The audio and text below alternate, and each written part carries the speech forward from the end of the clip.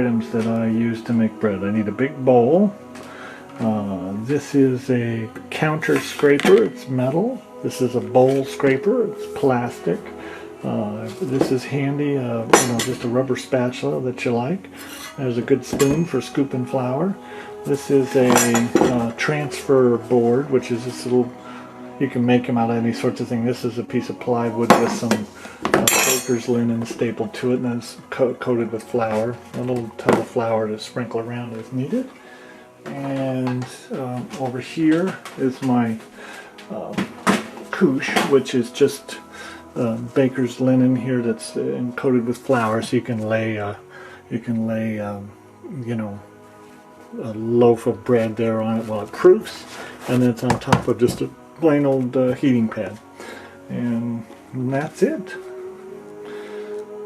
A little spray bottle for some water, and I think I have somewhere I had, guess I lost it, lemonade. Well, anyway, it shows up later. It's just a razor blade.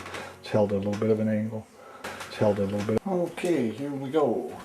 I'm going to make some bread to begin with. My water here, I've got this one. It's 500 grams of water. It's at roughly 118 degrees Fahrenheit. So drop that in my bowl. 118 Fahrenheit, by the way, is about 48 centigrade. And so it's 500 grams of water. And the next thing I want is, this is my Pat fermenté. What this is just a gob of dough left over from the last time that I made bread. I save a good sized piece. And what this is it's called a pre-ferment. You could use a Biga or well, they have all sorts of names, sort of poolish.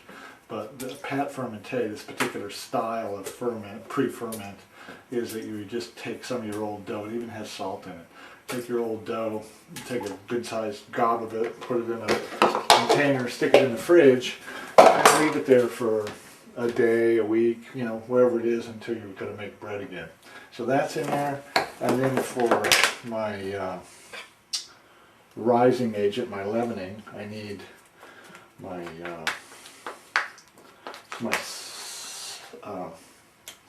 well, sour, I suppose you call it. This one is my starter. There we go. That's the word, starter.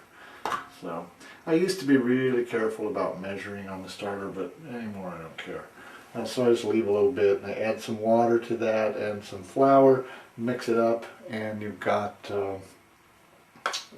starter for the next time. Well, actually, you have to feed it once or twice a day, depending on how fast it's working. If you start doing it, then you get a sense of it. So, yeah, I might as well go ahead and do it. So I'll go ahead and mix a little water with what's in there. And, oopsie, some flour. And I mix that. And then it's good until tonight or tomorrow morning. It's very forgiving. So you kind of just get a feel for it after a while of what makes it happy.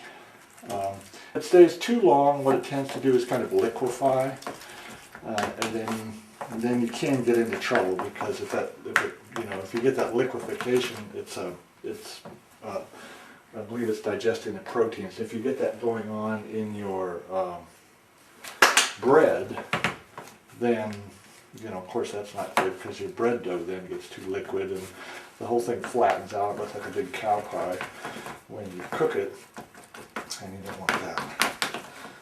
So that's pretty good. Oops. So that's not too tough. The main thing is timing on this. To me, all my bread I make with flour, salt, and water. That's it. And this is flour, salt, well, flour and water. There's no salt in here. But the other thing is time, temperature, and technique. And this is very sensitive to time and temperature in particular. The colder it is, the longer it lasts. I could put this in the fridge, and then I wouldn't need to feed it for a long time, a month even.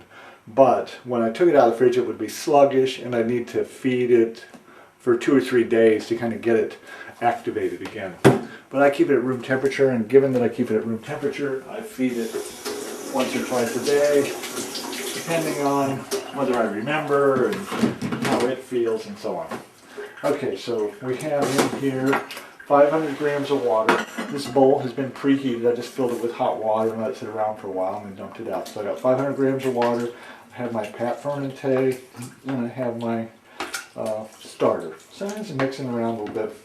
It's not, this is kind of lumpy and not too cool. Alright, so that's fine. Now I want 750 grams of flour, and it can be any mix of flour. I like to use a little bit of rye, so I'm going to give it about 50 grams. The scales are great. Okay, 64 grams, fine. Close enough. That's a rough cut rye, and I'm just trying that this time. Usually I use a finer rye, but I like to experiment. So now I'm going to add enough white flour until my scale shows 750 grams.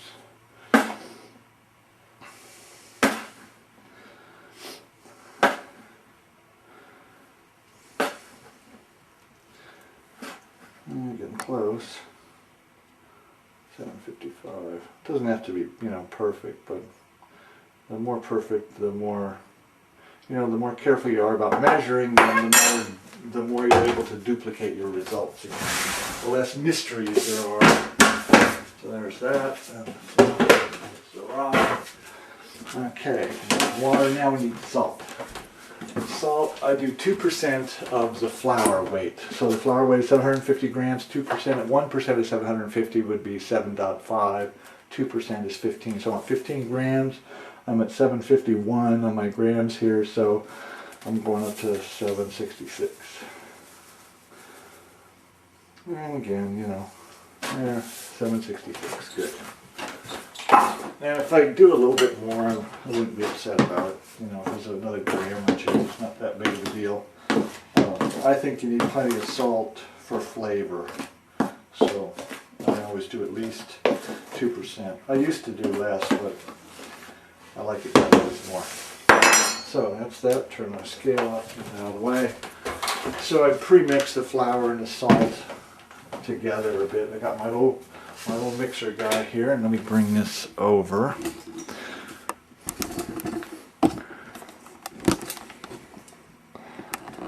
There. Okay, so what I'm going to do is dump in half or so of the flour, and a little more. So I just start mixing it with my little bowl scraper here.